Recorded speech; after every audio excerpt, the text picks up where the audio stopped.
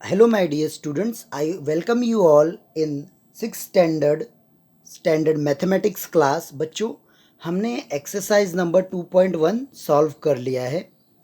अब हम आगे मैथमेटिक्स में जो सी कॉन्सेप्ट पढ़ेंगे वो है मल्टीप्लिकेशन ऑफ होल नंबर्स। किस तरह अगर आप मल्टीप्लाई करते हो होल नंबर को तो कैसे आता है, नंबर लाइन क्या होता है, नंबर लाइन के ऊपर कैसे रिप्रेजेंट करते हैं। तो आप देख सकते हैं कि यहाँ 3 5 ज़ा 15 होता है, तो थ्री बार कितने step, 5 step, 1 step, 2 step, 3 step, 4 step, 5, और क्या हो जाएगा, 15 आ जाएगा ऐसे। ठीक है, तो प्यारे बच्चों अब हम आगे बात करेंगे। ऐसे ही 6 को भी बताया गया है कि 6 को भी अगर आप 2 टाइम करते हो तो 12 आएगा कैसे। अब हम आगे आज बच्चों मल्टीप्लिकेशन की जो प्रॉपर्टीज़ होती हैं उसके बारे में पढ़ेंगे। सबसे जो पहली प्रॉपर्टी है क्लोज़र प्रॉपर्टी। क्लोज़र प्रॉपर्टी क्या होती है, वही कि दो नंबर आपस में मल्टीप्लाई करेंगे तो आंसर होल नंबर आएगा। तो यहाँ पे देख लेते हैं कि क्लोज़र प्रॉपर्टी क्या सूट करती है यस मल्टीप्लिकेशन को। तो बच्चों जैसे कि मैं बता दूँ, यहाँ पे बताया गया है कि दो कोई भी होल नंबर को आप मल्टीप्लाई करें तो आंसर क्या आता है, होल नंबर आता है। यस, तो हर एक केस में हमें पता चलेगा कि होल नंबर आता ही आता है। यस, तो हम कह सकते हैं कि यस क्लोज़र प्रॉपर्टी जो है वो अप्लीकेबल है होल नंबर के ऊपर, यानी कि क्लोज़र प्रॉपर्टी यस मल्टीप्लिकेशन पे सही बैठती है कि होल नंबर आंसर आता है। तो मल्टीप्लिकेशन के लिए क्लोज़र प्रॉपर्टी सही है, क्योंकि होल नंबर मल्टीप्लाई करते हैं तो दो होल नंबर आते हैं। अब हम बात करेंगे कॉम्यूटेटिव प्रॉपर्टी। तो प्यारे बच्चों, कॉम्यूटेटिव प्रॉपर्टी के बारे में अगर हम बात करें तो ये ऑर्डर के बारे में, तो ऑर्डर यहाँ पे फ़र्क नहीं पड़ता है। इसका मतलब कॉम्यूटेटिव प्रॉपर्टी भी जो है होल नंबर यानी कि मल्टीप्लिकेशन पे सही है। सेम इसी तरह अगर हम ग्रुप बनाते हैं, यस अगर हम क्या बनाते हैं, ग्रुप, तो प्रोडक्ट चेंज नहीं होगा, सेम आंसर ही आएगा। चाहे आप पहले 5 को 6 से करें या फिर बाद में 5 को 2 से करें, जैसे भी करें आंसर सेम ही आएगा। तो यहाँ पे भी एसोसिएटिव प्रॉपर्टी भी मल्टीप्लिकेशन के लिए सेम है। अब हम मल्टीप्लिकेटिव आइडेंटिटी के बारे में पढ़ेंगे। तो ये एक नया है, इसमें क्या खास है मैं आपको बता दूं। इसमें ये बताया गया है कि जब कभी भी कोई नंबर, यस यहाँ पे बताया गया है, यस कोई भी नंबर जैसे हम देख सकते हैं 1 से इंटू हो रहे हैं सारे नंबर तो आंसर इटसेल्फ आ रहा है, तो उसको हम मल्टीप्लिकेटिव आइडेंटिटी बोलते हैं। यस, मल्टीप्लिकेटिव आइडेंटिटी, यहाँ स्पेलिंग आइडेंटिटी की गलत है। फिर मल्टीप्लिकेशन बाय ज़ीरो, कोई भी नंबर ज़ीरो से इंटू होगा तो आंसर क्या आएगा, ज़ीरो आएगा। Then distributive property over addition. तो डिस्ट्रीब्यूटिव जो प्रॉपर्टी है ये एक नई प्रॉपर्टी है जो आपको इसमें पढ़ने को मिल रहा है। यस, तो आप देखेंगे यहाँ पे बताया गया कि चलो मल्टीप्लाई करते हैं हम 6 और 8 को, तो जब आप मल्टीप्लाई करते हो तो 48 आता है। ऐसे ही फिर आपने देखा, यस आगे बताया कि let us write 8 as 5 plus 3, yes so we get. तो आप देखिए यहाँ पे 6 को मल्टीप्लाई किया उन्होंने किसके साथ, यस 5 प्लस 3 होता है 8, तो मल्टीप्लाई कर रहे हैं तो देखो आंसर क्या आ रहा है, 30 आ रहा है। यस आंसर क्या आ रहा है, 30, यानी कि डिवाइड कर रहे हैं, डिवाइड करके आपको देखेंगे तो ये क्या कर रहे हैं, मल्टीप्लाई कर रहे हैं। तो यहाँ पे आपको बताया गया है कि अगर आप किसी को डिवाइड करके, जैसे 8 लिखना है तो 8 को 6 प्लस 2 लिखो या 2 प्लस 8 लिखो।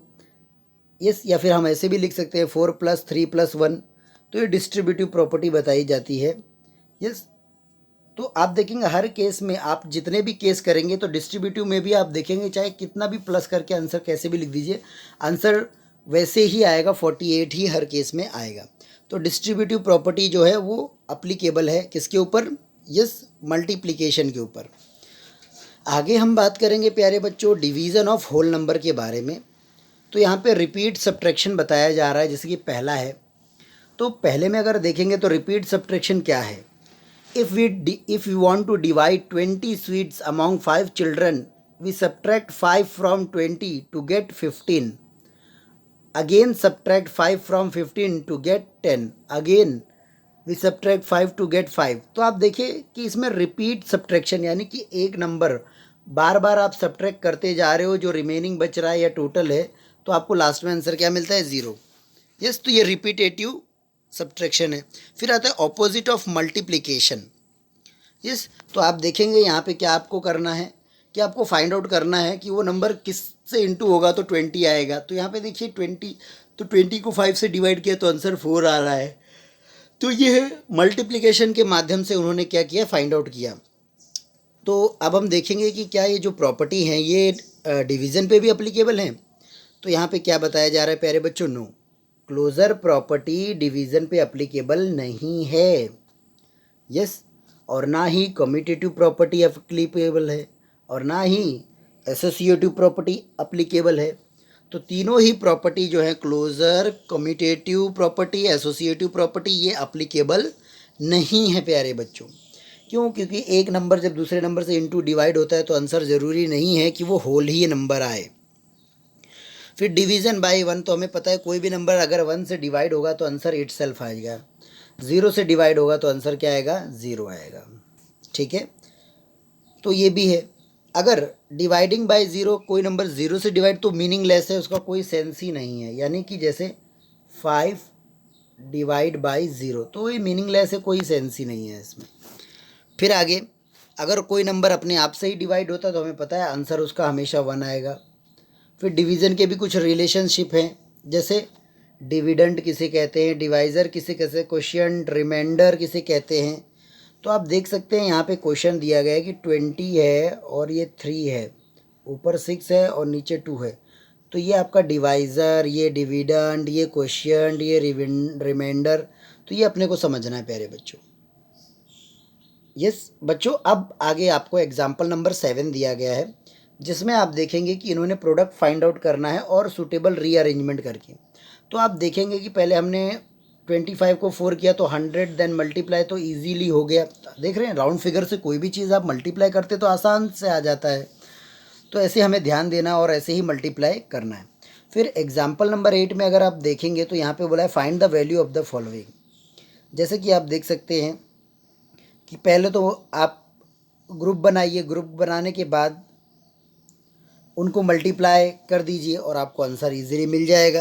तो ये भी सही है प्यारे बच्चों कि आंसर ऐसे भी आता ही है। यस, ओके, तो ये भी सही है प्यारे बच्चों। अब नेक्स्ट क्या है, नेक्स्ट अगर आप आगे देखें तो एग्जाम्पल नंबर 9 है।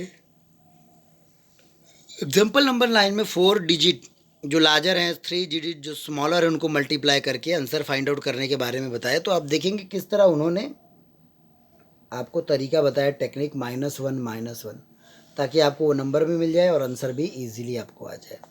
तो वो सोल्यूशन भी हम सॉल्व करेंगे। फिर नेक्स्ट भी आपको डिवाइड करने के बारे में बताया गया कि कैसे इजीली आप राउंड फिगर में डिवाइड कर सकते हैं।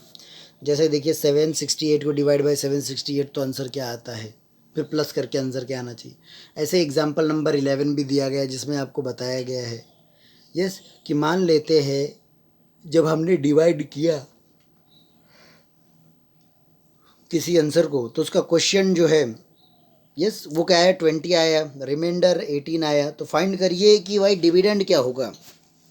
तो आपको फॉर्मूला लगाना है, फॉर्मूला जो आपने सीखा उसको लगाने के बाद फाइंड आउट करिए और आपको आंसर मिल जाएगा।